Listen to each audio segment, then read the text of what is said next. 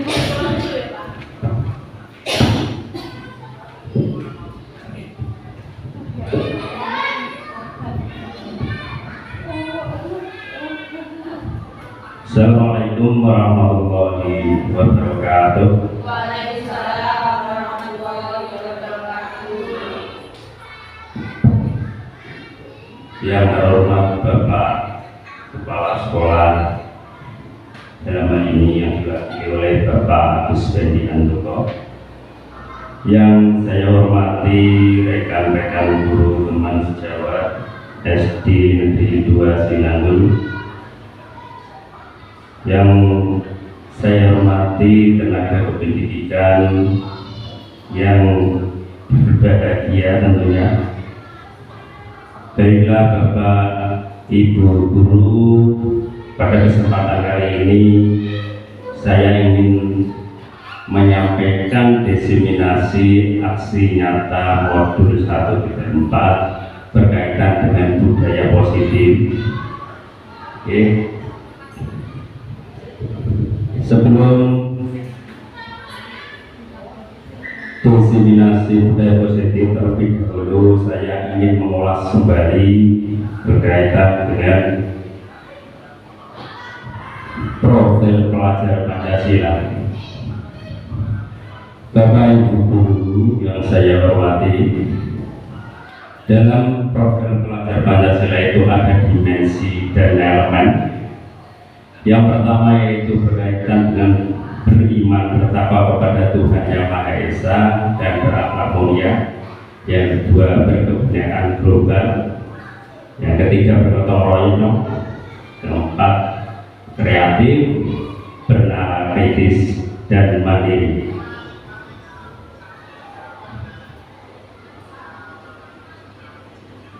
Beriman dan bertakwa kepada Tuhan Yang Maha Esa, di sini diharapkan nanti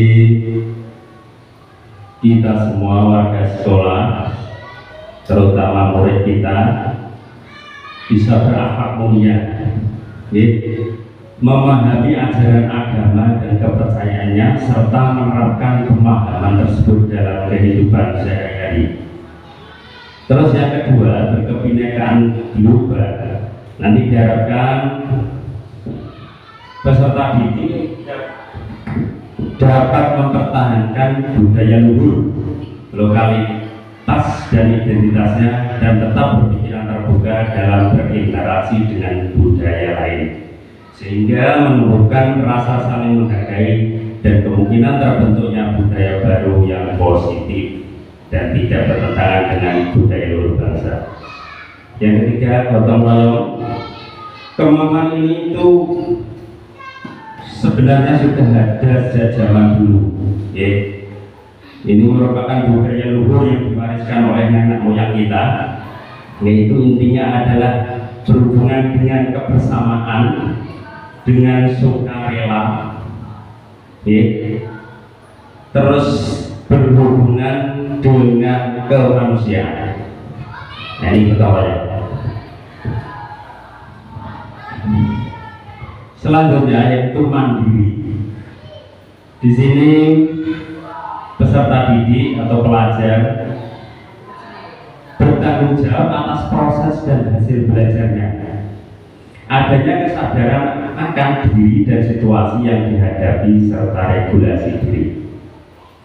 Yang kelima, bernalar kritis, yaitu mampu secara objektif memproses informasi baik kualitatif maupun kuantitatif, membangun keterkaitan antara berbagai informasi, menganalisis informasi, mengevaluasi dan menyimpulkannya.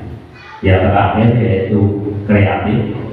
Belajar yang kreatif mampu memodifikasi dan menghasilkan sesuatu yang orisinil, bermakna, bermanfaat dan berdampak.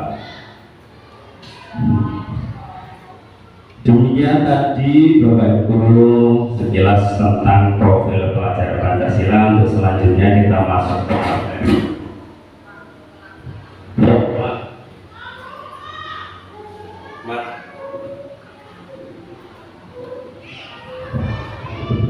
Ya, masuk ke materi, yaitu yang pertama Perubahan paradigma belajar, yang kedua disiplin positif, yang ketiga motivasi perilaku manusia, yang keempat kebutuhan dasar, yang kelima posisi kontrol restitusi, yang keenam keyakinan kelas, dan terakhir segitiga restitusi.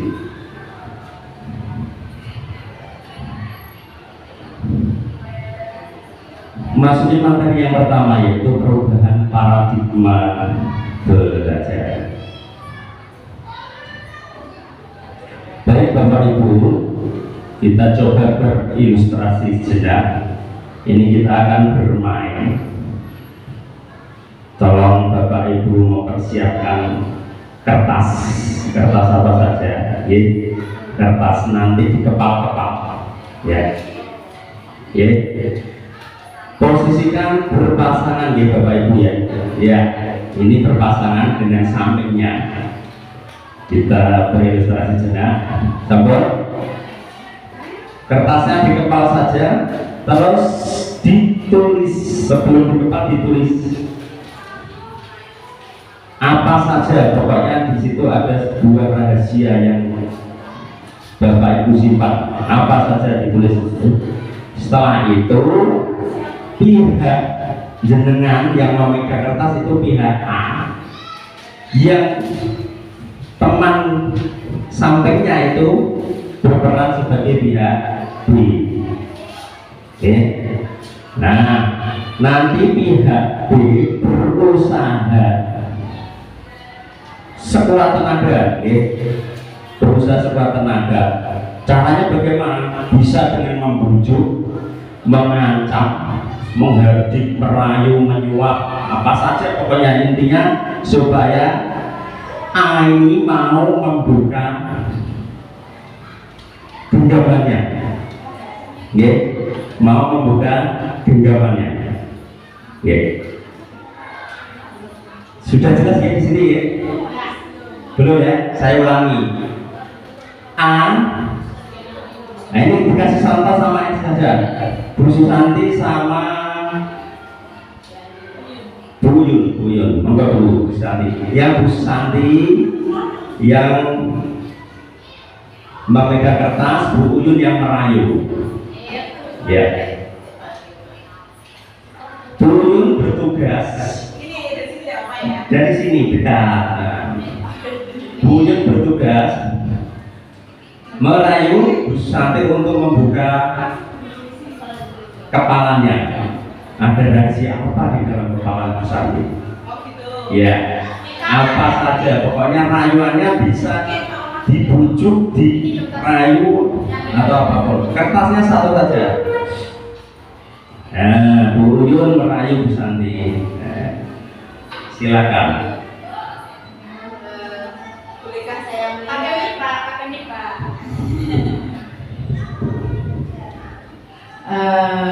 Santi, apakah saya boleh tahu apa isi genggaman Anda? Oh, gini, saya nanti kan ini ibaratnya kan punya sesuatu yang membuat saya tahu kalau Anda itu punya kelemahan. Jadi saya punya rahasia dan kira-kira itu kalau Anda membuka kepala tangan Anda itu, saya akan memberitahu Anda. Bisakah Anda membuka? Karena saya ingin tahu. Nggak mau. Kenapa? Alasannya apa? Kenapa nggak mau? Oh, rahasia. Rahasia seseorang kan hanya kita sendiri yang tahu, dia nggak boleh tahu. Tapi saya itu pengen tahu loh, apa sih yang ada di dalam genggaman Anda ini? Oke lah, kalau mau tahu, saya buka. Mau tahu? Iya. Terima kasih. Berarti Anda itu tahu saya kan? Ya kan?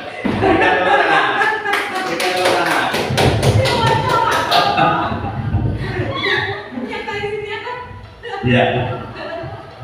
Iya. Ternyata isinya terus. Tidak usah.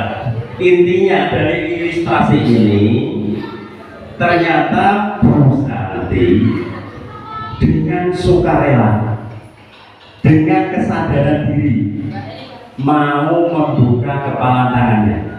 Ya, berarti Bu Santi ini di sini tadi tanpa baru sukarela, intinya Bu Santi mau berbagi kepada Bu Yun tentang kepala tangan yang ada di tangannya. Ya. Selanjutnya kita lihat materi selanjutnya, ini nanti yang akan menjelaskan. Nah, sekarang kita akan mempelajari paradigma teori kontrol. Di sini kita akan mempelajari tentang ilusi-ilusi paradigma teori kontrol. Ilusi guru mengontrol murid, jadi seolah-olah itu guru itu bisa mengontrol murid. Itu yang pertama. Yang kedua, ilusi bahwa setiap penguatan positif efektif dan bermanfaat. Yang ketiga, ilusi bahwa kritik dan membuat orang merasa bersalah dapat menguatkan karakter. Yang keempat, ilusi bahwa orang dewasa memiliki hak untuk memaksa. Nah, ini yang sering kita lakukan. Sadar tidak sadar kita di lingkungan sekolah, kita sering memaksakan diri terhadap peserta didik kita. Betul ya? Nah, sekarang selanjutnya berhubungan dengan perubahan paradigma, stimulus respon ke teori kontrol. Stimulus respon, kita mencoba mengubah orang agar berpandangan sama dengan kita. Ini yang sering kita lakukan biasanya pas saat pembelajaran. Teori kontrolnya atau pilihan, kita berusaha memahami pandangan orang lain tentang dunia. Yang kedua, perilaku buruk dilihat sebagai suatu kesalahan. Jadi kalau ada peserta didik kita yang berbuat kesalahan, kita akan selalu memandang bahwa itu merupakan kesalahan terus, tidak ada nilai positifnya. Menurut teori kontrol atau pilihan, semua perilaku memiliki tujuan. Yang ketiga, orang lain bisa mengontrol saya. Ini yang ketiga. Teori pilihannya yaitu hanya Anda yang bisa mengontrol diri Anda sendiri. Yang keempat, saya bisa mengontrol orang lain. Stimulus responnya. Terus teori pilihannya, Anda tidak bisa mengontrol orang lain kecuali ada izin dari yang bersangkutan. Yang kelima, pemaksaan ada pada saat bujukan gagal. Teori kontrolnya, kolaborasi dan konsensus menciptakan pilihan-pilihan baru. Terakhir, model berpikir menang kalah. Sedangkan pada teori pilihan, model berpikirnya itu menang, dan menang. Yang intinya itu menang.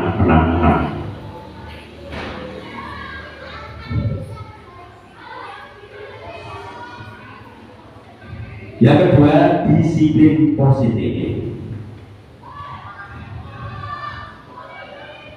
Sebelumnya mari kita tanyakan ke diri kita sendiri. Ya, ini tidak usah dijawab, kita perlu bertanya pada diri sendiri saja.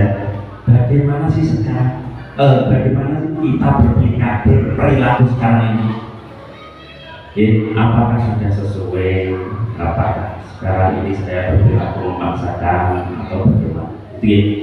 Yang kedua, mengapa kita melakukan segala sesuatu? Apa yang mendorong kita untuk melakukan segala sesuatu? Yang ketiga, apakah kita melakukan sesuatu karena adanya dorongan dari lingkungan atau dorongan dari orang lain? Itu yang perlu kita pikirkan. Selanjutnya, ini ada pertanyaan pemantik. Menurut Bapak, Ibu, apa makna disiplin?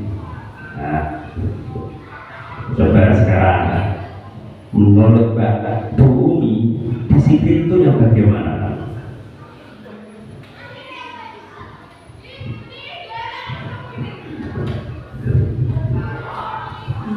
menurut saya itu bertindak sesuai aturan.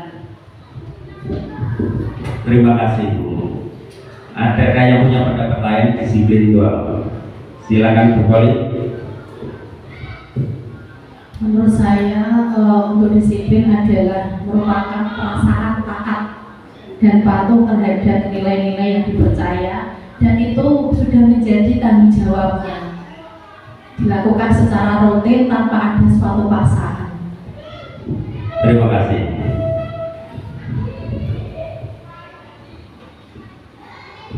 Nah, ini makna disiplin dalam budaya kita dimaknai menjadi sesuatu yang dilakukan seseorang pada orang lain untuk mendapatkan kepatuhan. Nah, kita cenderung menghubungkan kata disiplin itu dengan ketidaknyamanan. Menurut Ki Hajar Dewantara, di mana ada kemerdekaan, disitulah harus ada disiplin yang kuat. Sungguh pun disiplin itu bersifat self disiplin, yaitu kita sendiri yang mewajibkan kita dengan sekeras-kerasnya.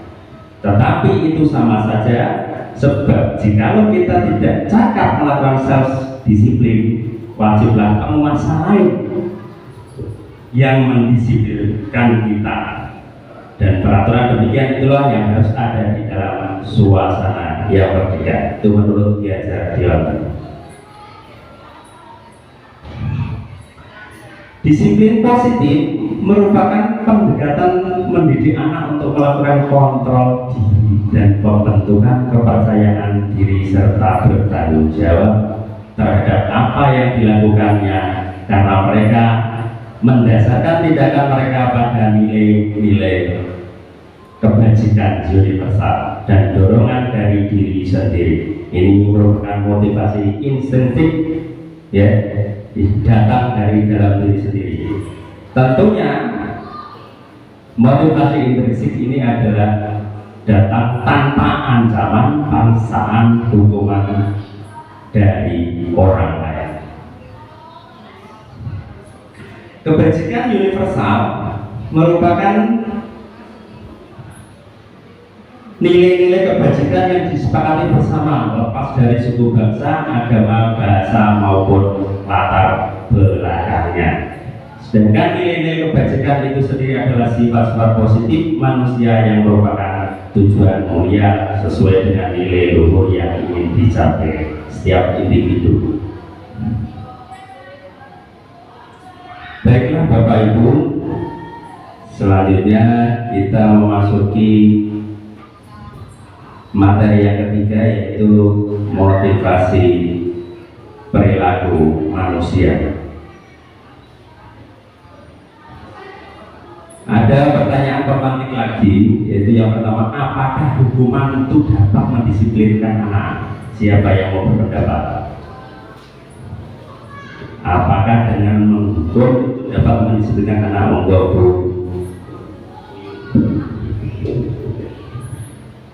Kalau menurut saya hukuman dapat mendisiplinkan anak, bisa, jawabannya bisa dua Pak. Ada yang bisa, ada yang tidak, tergantung hukumannya.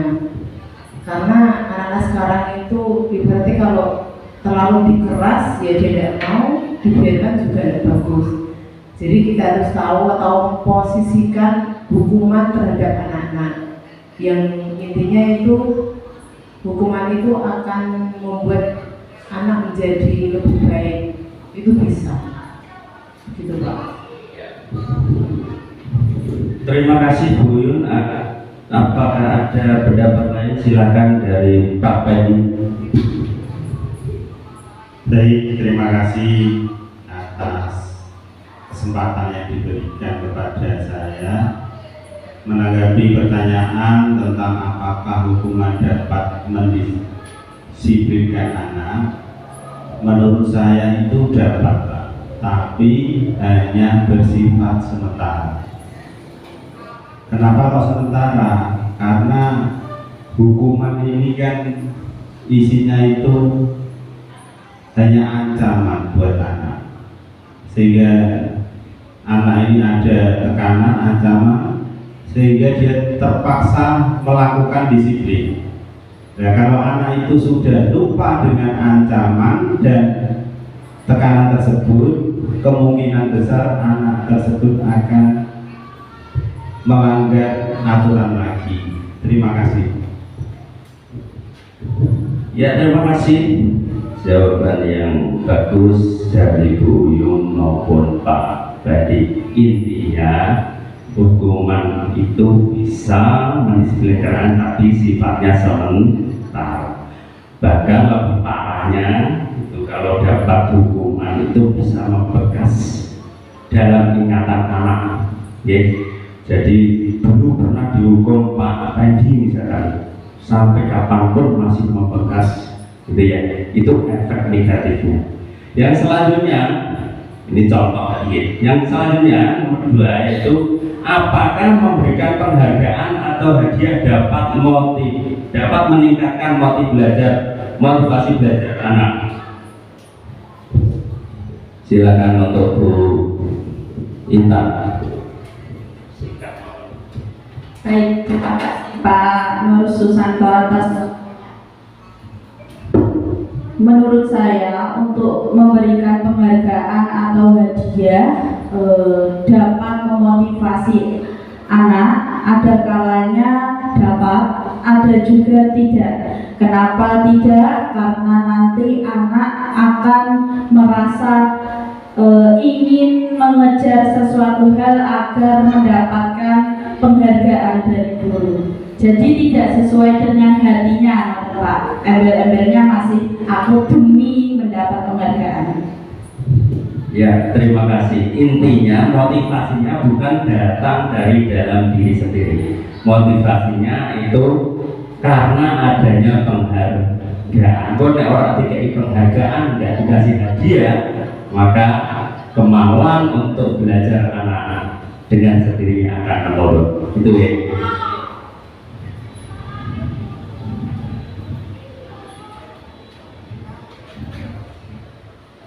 Selanjutnya, ini berkaitan dengan motivasi perilaku manusia. Ini menurut Dian dosen dalam bukunya Restructuring School Discipline menyatakan ada 3 alasan motivasi perilaku manusia.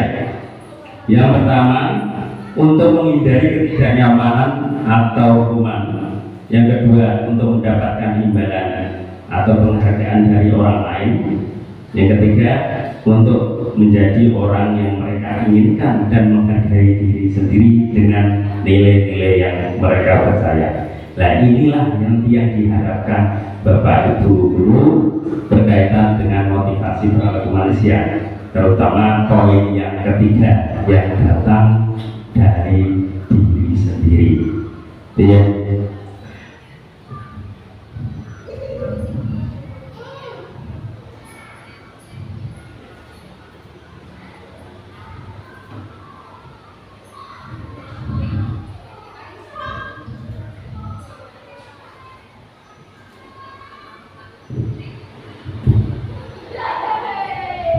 Jeda sebentar, Pak.